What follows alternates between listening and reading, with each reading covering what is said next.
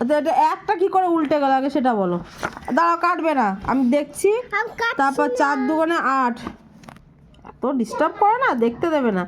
4 দুগুণে 8, তারপর 3 4 12, 6 6, হ্যাঁ 4 4 16, 4 5 20, 12, 4 5 12, হ্যাঁ ভগবান। 4 6, 4 6 30, আগে 13 লিখেছিল, পরে 30, 4 7 30, 4 8 35। ও মা গো মা, এটা 4 60, 4 10, 10 আবার এক উল্টো না, এটা 9 জায়গায় 10 কি করে হলো? 4 নং 40, ওটা 9 জায়গায় 60 হয়ে গেছে, বুঝলে?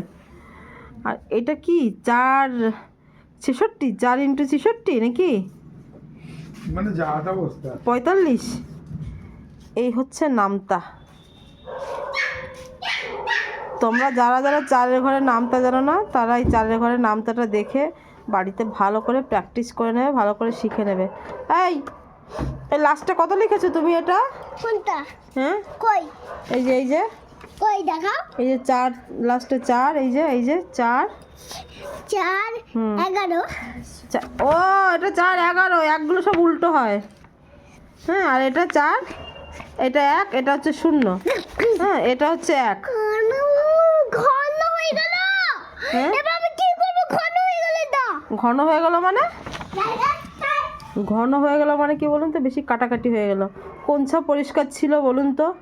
হ্যাঁ, এটা দেখে আমার এখন 4 দিন ধরে ঘুম হবে না। এই আমি 4-এর ঘরে নামতা শেখাচ্ছি, কদিন পরে নাকি পরীক্ষা। হয়ে গেল আমার, হয়ে গেল, আর কিছু করার নেই। নাও 4-এর নামতা, যা নিজে শিখেছিলাম তাও ভুলে গেলাম। একদম সত্যানাশ।